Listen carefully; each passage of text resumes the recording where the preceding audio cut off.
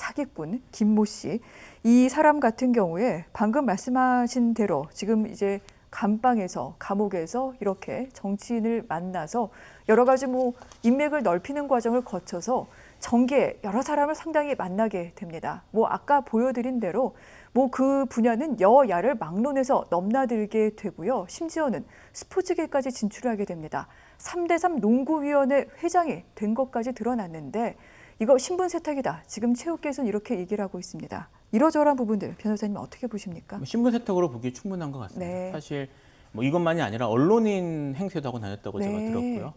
그래서 언론사하고 관계 있는 것처럼도 하고 다녔다고 하는데 네. 사실 이 사람이 이제 특별사면제가 아까 잠깐 얘기가 나왔습니다만 그 전과가 있는 사람이거든요. 사기 전과가 있는 네. 사람이라서 원래는 이미 사기 전과가 있고 이것이 알려진 인물이면 더 이상 이렇게 큰 투자나 이런 것들을 유치하는 게 쉽지가 않을 겁니다. 왜냐하면 자기 자신, 그 사람이 말을 믿을 수 없다는 걸 모두가 알게 되니까요. 근데 이 사람이 다시 이걸 제기를 해서 사기꾼으로 성공할 생각을 했는지 모르겠지만 자기의 그런 사회적 지위나 이런 것들을 세탁을 하고 그리고 정관계 로비의 인맥 같은 것들을 쌓아서 이걸로 다시 어떤 사업 투자나 이런 것들을 받을 생각이었던 것 같고요. 이를 네. 위해서 열심히 노력을 했던 것 같아요. 그래서 지금 문제되고 있는 이런 유명 인사들과의 교류라든지 접대라든지 이런 것들도 이 사람이 적극적으로 했고 말씀하신 것처럼 사진도 찍었고 네. 이거를 남기기 위해서 이렇게 네. 한 것으로 볼 때 이런 체육계에 대한 진출이나 또는 언론인을 사칭하고 다녔다는 이렇게 하는 행위들 모두가 자기의 과거를 세탁하기 위한 행동이 기본적으로 아니었을까 이런 생각은 듭니다. 알겠습니다.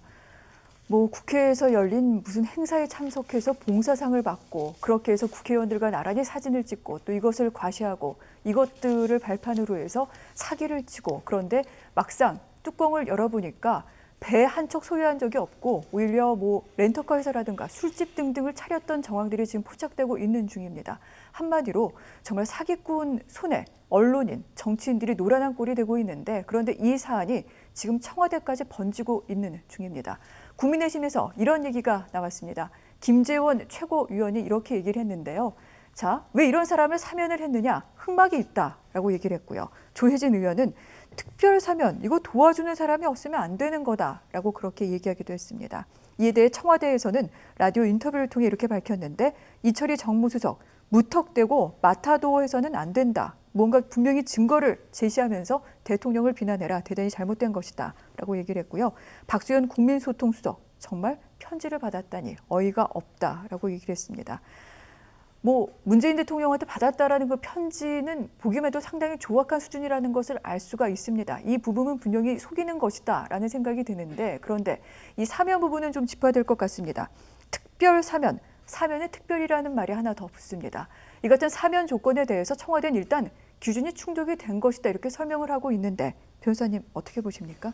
당시에 사면된 인물이 몇 명인지 제가 찾아봤습니다. 네. 6,444명이었대요. 네. 였다고 합니다. 그러니까 그리고 이제 대다수의 사면 대상자들은 일반 형사 사범이고 네. 이 사람은 어쨌든 당시 기준으로는 일반 형사 사범에 포함이 되었을 겁니다. 네. 그래서 당시에 이루어진 특별 사면이 아마 기준을 정해서 얼마 이상 복역한 그리고 어떤 범죄를 저지른 사람들에 대해서 일률적으로 아마 특별 사면이 이루어졌을 것 같아요. 이렇게 사람이 많을 경우에는 하나하나 다 이렇게 심사하면서 하는 게 쉽지 않기 때문에 그래서 네. 이런 기준에 따라서 사면이 이루어졌을 걸로 보이고요. 현재 정황상으로는. 그래서 청와대의 해명이 현재로서는 이런 납득되는 부분이 있습니다. 하지만 어찌되었든 이 사람이 정관계 로비나 이런 것들을 그렇게 적극적으로 하는 인물이었다면 이 부분에 대해서도 의혹이 없도록 네. 철저한 조사 같은 건 진행이 되어야 되는 게 아닐까 이런 생각은 듭니다. 청와대 안에서 말입니까? 청와대 안에서. 왜 이 사람이 어떻게 네. 여기 명단에 포함이 돼서 네. 기준이 정말 제대로 충족된 게 맞는지 적어도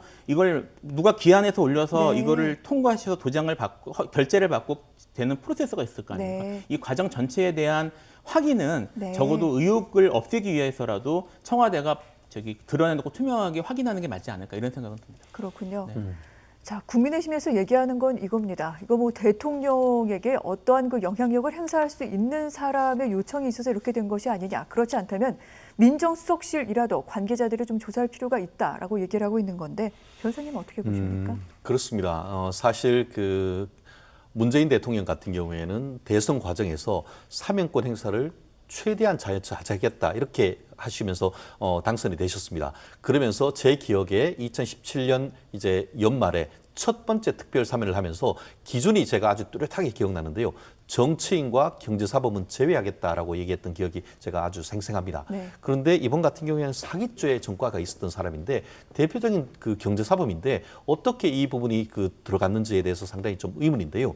물론 말씀하신 것처럼 지금 그 청와대 같은 경우에는 그 당시에 김모 씨의 형기가 81%나 됐고 다른 어떤 그 전과가 크게 없었기 때문에 요건에 충족했다라고 얘기는 합니다. 그런데 전국에 있는 수용자가 굉장히 많습니다. 근데 아까 얘기하신 것처럼 6,400명 정도 된다고 하면은 그것이 굉장히 특혜 중에 특혜인 겁니다.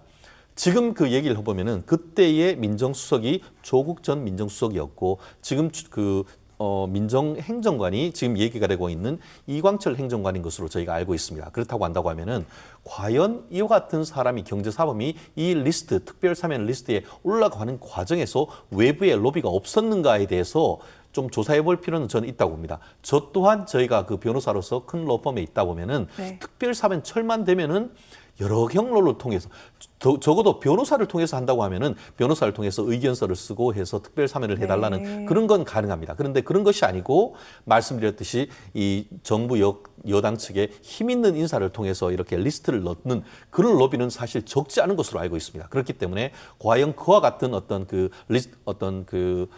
특별 사면을 위한 요청이 있었는지에 대한 조사가 필요합니다. 왜냐?